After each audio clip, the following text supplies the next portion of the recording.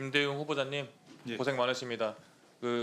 지금 청문회 하면서 질문들이 많이 부정선거나 이 부정 채용 관련된 내용으로 많이 집중되고 있는데 이 부분에 대해서 확실하게 처리하겠다라는 의지는 확고하신 거죠? 예, 그렇습니다. 저는 아까 방금 여당 의원님께서도 말씀하셨지만 여러 가지 의혹 제기할 수도 있고 그걸 털고 가야 된다는 거 너무 100% 동의합니다. 그런데 지금 국민이 이렇게 절반으로 갈라지고 많은 분들이 고생하고 있는 이유 중에 하나가 윤석열의 계엄 아니겠습니까?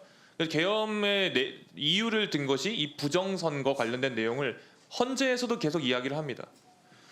가장 뼈아팠던 선거를 저에게 물어본다면 지난 대선이었을 것 같습니다. 정말 아까운 차이로 대선에서 졌는데 민주당에서 그 아까운 차이로 졌다고 해서 이 선거에 대해서 부정선거를 제기하고 또는 계엄을 해야 될 정도라고 생각하지는 않았다고 생각합니다. 이 정도를 지나치고 있다. 그 정도를 지나친 것에 대해서 특정 당이 계속 부안해동해서는 안 된다라는 말을 먼저 하고 질의를 이어가도록 하겠습니다. 우리 후보자님 판사 재직 시절에 가장 기억에 남는 판결이 뭐라고 답변하셨죠? 세 가지를 들었었습니다. 그 중에 원세훈 국정원장의 여론조작 사건도 들어있죠? 맞습니다. 그 판결문 한번 잠깐 보겠습니다. 판결문에 보면은 저 볼드 처리하는 곳, 음영 처리하는 곳 보면은 국민의 여론은 각 개인들과 정당 등 정치적 결사체들 사이의 건전한 비판과 토론을 통해서 자유롭게 형성해야 된다. 이 판결문 기억나십니까? 예, 맞습니다. 국민의 여론은 진짜 저렇게 되어야 되는데 이 국정원의 개입 방식 자체가 가짜 뉴스 생산, 댓글 조작, 여론 조작 이런 걸 통해서 대중의 판단을 흐리게 했고 그들의 주요 논리 중에 하나가 뭐였냐면 야당이 집권하면 중국과 북한과 더 가까워지고 국가 안보가 위태로워진다 이런 내용이었는데 기억나십니까? 뭐 그런 걸로 알고 있습니다. 과거에는 국정원을 통해서 이런 여론을 조작하려고 했다면은 이제는 대통령 그리고 여당의 일부 국회의원들이 직접 나서서 선거 자체를 부정하고 음모론을 퍼뜨리고 대중을 선동하고 있다고 생각합니다. 미국이 한국의 부정선거를 조사했다 이런 이야기 혹시 들어보셨어요? 혹시 뭐 잘 듣지는 못했습니다. 이게 윤석열의 변호인이 헌법재판소에서 한 변론입니다.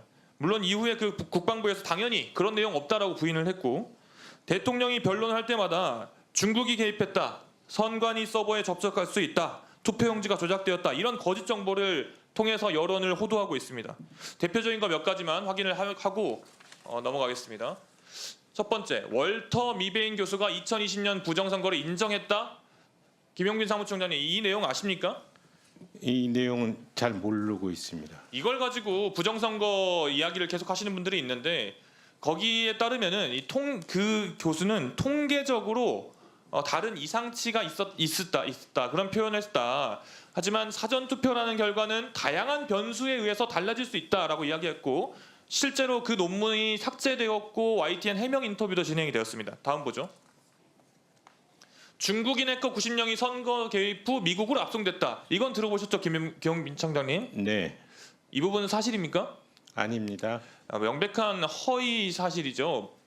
팩트가 틀린 것 자체를 넘어서서 저 캡틴 코리아라고 불리는 사람을 들여다봤더니 일단 일베 유저였고 스카이데일리랑 접촉한 후에 이 가짜뉴스가 확산이 엄청 됐는데 이 사람은 애초에 미군 출신도 아니고 모든 것이 다 가짜인 사람이었습니다. 다음요.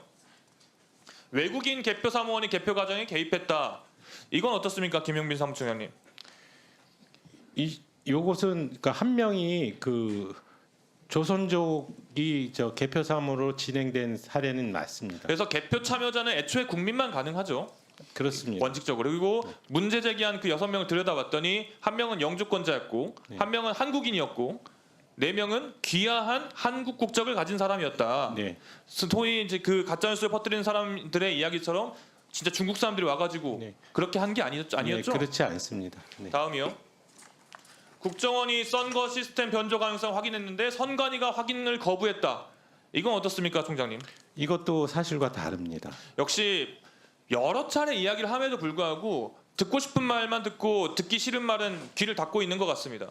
국정원장이 뭐라고 말했냐면 선거 부정이 발생했다는 대통령 보고는 없었다라고 이야기를 했습니다. 다음이요. 이거 여러 가지 종이 관련된 이야기 나오는데 이런 것들을 포함해서 이런 많은 부정선거에 대한 이야기들이 나오고 있습니다. 후보자께서는 이 차기 선거, 총선이 되었건 대선이 되었건 지선이 되었건 이 부분에 대해서 어떻게 대응하시겠습니까? 이런 가짜 뉴스에 대해서.